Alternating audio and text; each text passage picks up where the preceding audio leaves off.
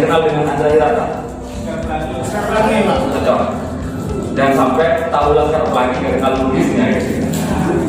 Andra Hirata itu bilang begini, bermimpilah maka Tuhan akan memenuhi mimpi kalian. Hidup ini bagi seorang pemuda itu diawali oleh mimpi. Seberapa tinggi mimpi kita, maka disitulah capaian-capaian yang akan kita raih. Ada istilah bermimpilah setinggi langit, kalaupun kalian jatuh maka kalian akan jatuh pada tentang kita. Jadi paling tidak mimpi kalian tinggi, jatuh pun tetap tinggi. Nah, kalau orang sudah tidak punya mimpi, maka dia tidak punya harapan. Generasi muda pun demikian. Kenapa kita harus bermimpi? Karena dengan mimpi kita akan mengukur seperti apa hidup kita di masa-masa yang akan datang. Pada tahun 2008, saya dan teman-teman di Jogja di Sunan Kalijaga melakukan studi banding ke Universitas Paramadina dari Jakarta. Saya begitu yakin betapa mimpi itu luar biasa. Pada saat itu Arya Bima ya, wali kota Bogor itu. Yang jelas kalau nggak Bima Arya Bima. Beliau itu mengatakan begini, kalian mahasiswa rata-rata saat itu semester 3, semester 5, semester 7. Kalian mahasiswa saat ini harus berani menentukan pada 20 tahun yang akan datang atau 10 tahun yang akan datang, kalian akan berada di mana dan kalian akan ngapain. Kalau saya punya cita-cita begini, kata beliau, 10 tahun yang akan datang, saya ingin duduk di depan para ahli, duduk di depan profesor-profesor. Saya ingin berbicara, saya ingin mempengaruhi mereka. Beliau memang tidak menjadi rektor di Universitas Paramadina, tetapi beliau terpilih menjadi wali kota Bogor. Itulah mimpi. Dengan mimpi itu, beliau bisa bicara di depan para ahli, menyampaikan tentang gagasan-gagasannya dan menyampaikan mimpi-mimpi besarnya tentang perubahan. Itu mimpi. Nah, kalau kalian sudah tidak punya mimpi, maka habislah.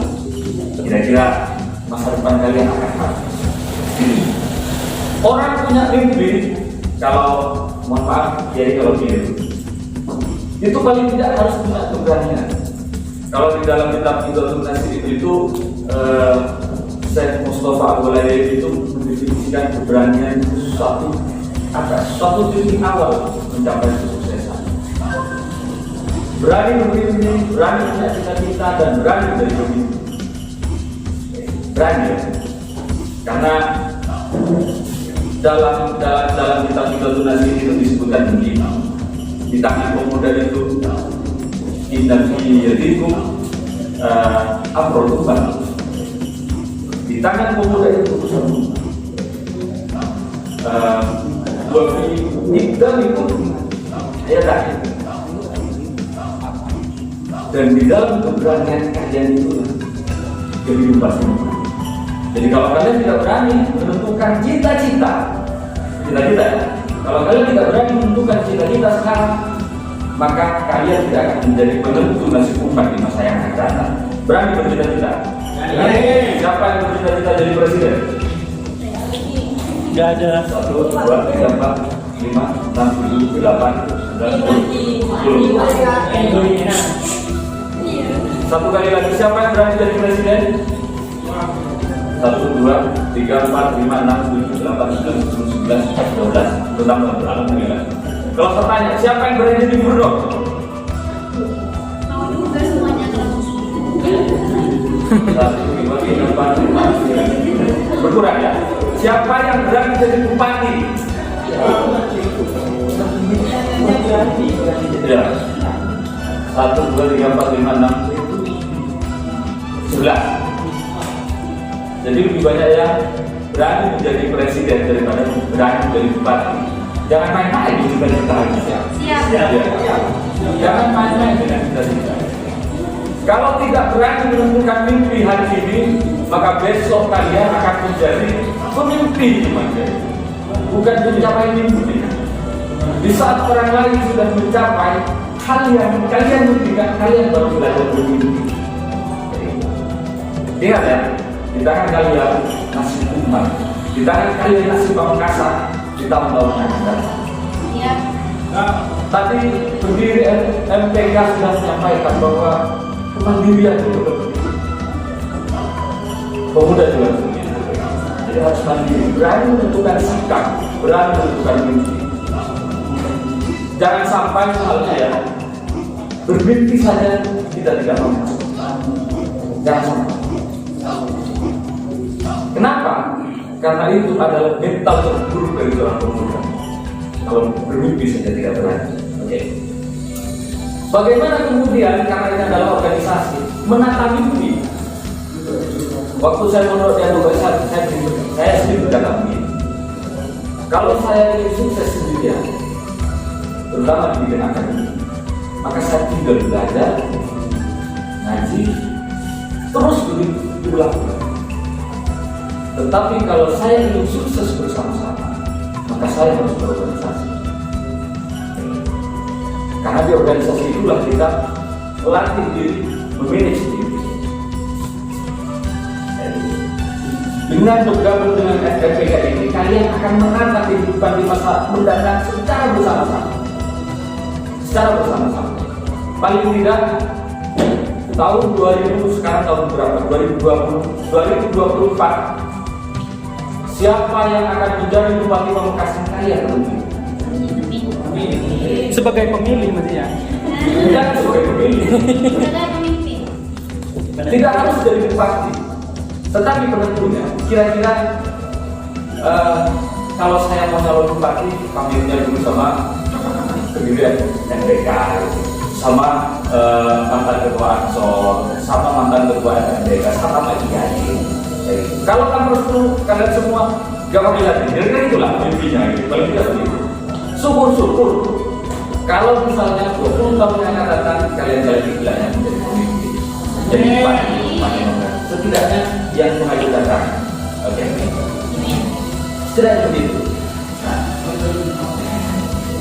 tugas organisasi adalah melakukan kaderisasi agar cita-cita ini tercapai, mengukir prestasi dan menjadi pemimpin sejati. Apa yang harus dilakukan? Jadi satu hal di era modern ini, di era milenial, satu hal yang harus kita lakukan dalam setiap organisasi, yakni kaderisasi berbasis skill dan pengetahuan. Harus. Kenapa harus berbasis skill? Karena kita semuanya tidak mungkin dari bupati. Kita harus bergerak. Jadi harus ada skill yang dikembangkan, apapun skill itu. Ada yang punya bakat di bidang wirausaha, kembangkan. Ada yang bakat di bidang politik, silakan dukung menjadi politisi. Ada yang bakat menjadi kiai, silakan dukung. Yang terpenting bagaimana organisasi ini menata kaderisasi berbasis pada skill. Yang kedua, harus berbasis pada pengetahuan.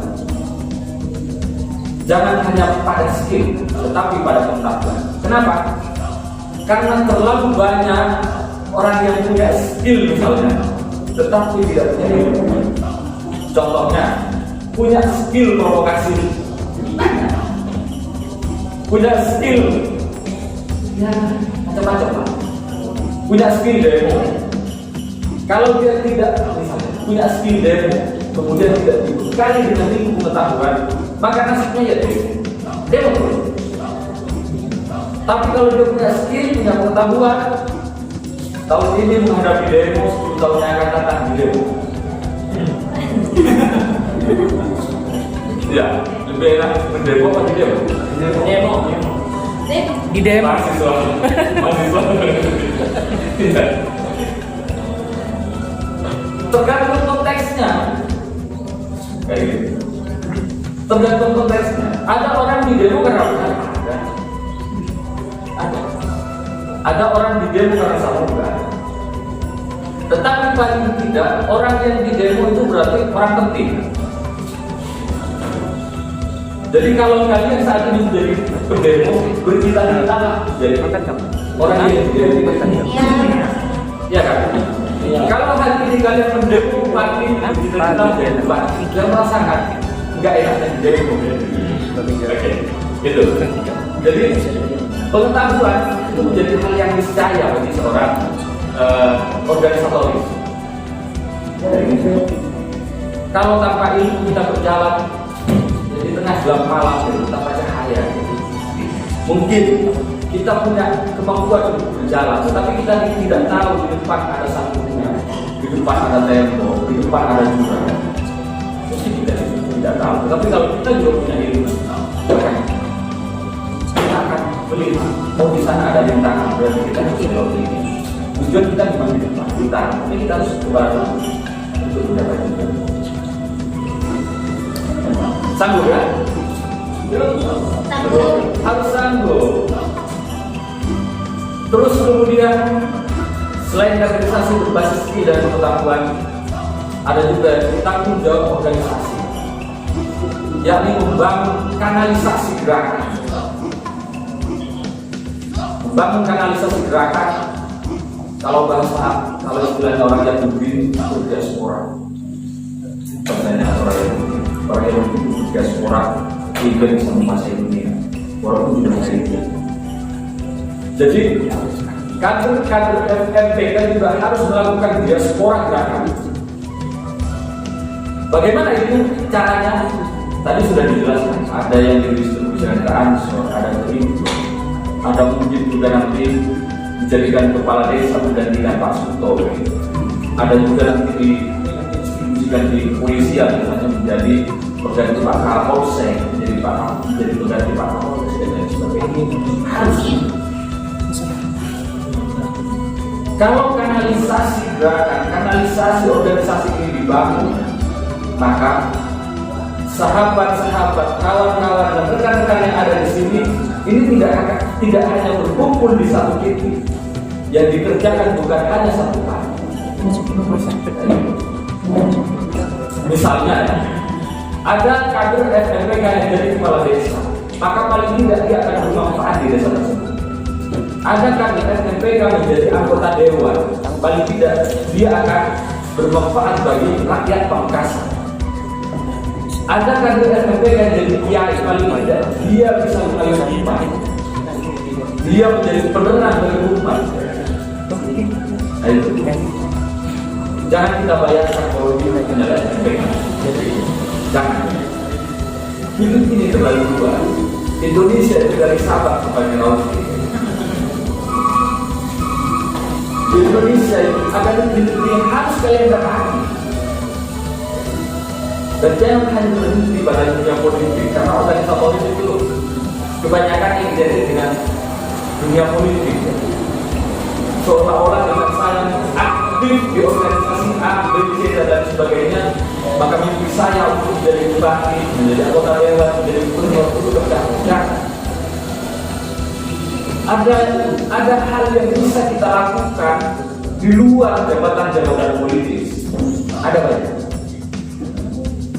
Khawatir nanti kita hanya duduk di depan menjadi pemimpin, tetapi tidak menjadi the real pemimpin, the real leader.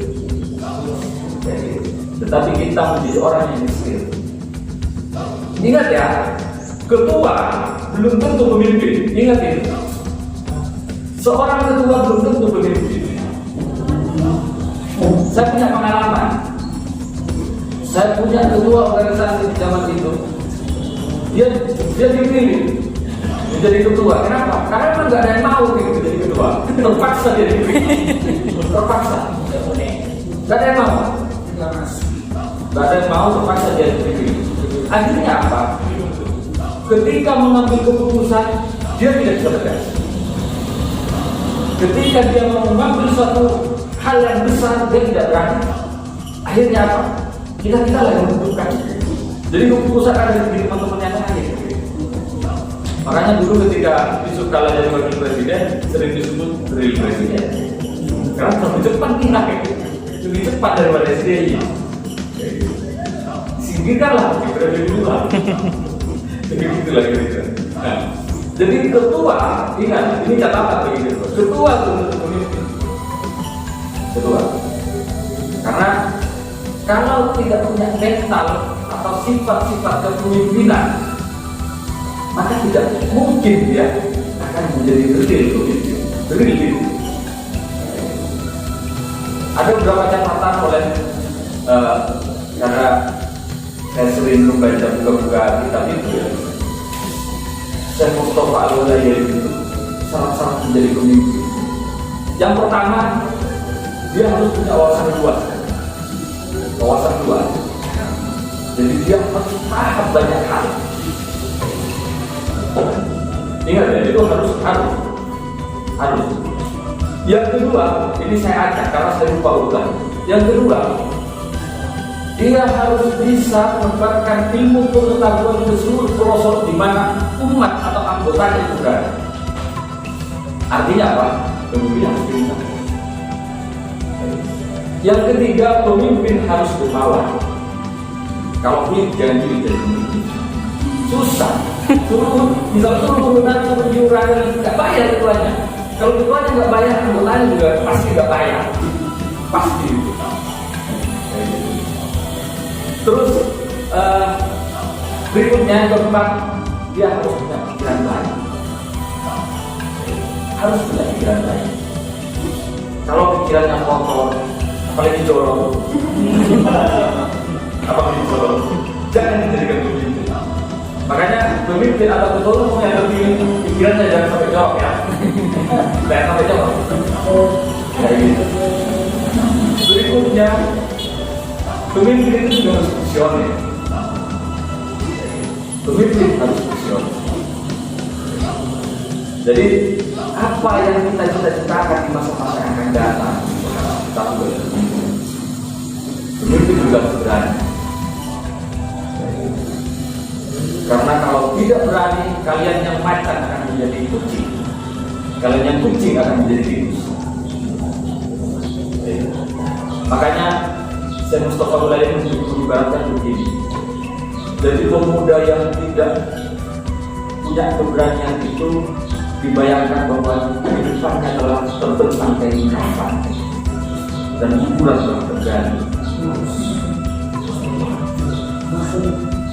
Jadi kalau kalian tidak punya keberanian, jangan sampai kalah dengan berdirinya. Jangan sampai kalah. Kalau kalian tidak punya keberanian, maka siap-siaplah kalian akan dianggap sebagai orang yang panik. Ini saya sudah berapa jam? Sini was-wasnya ya.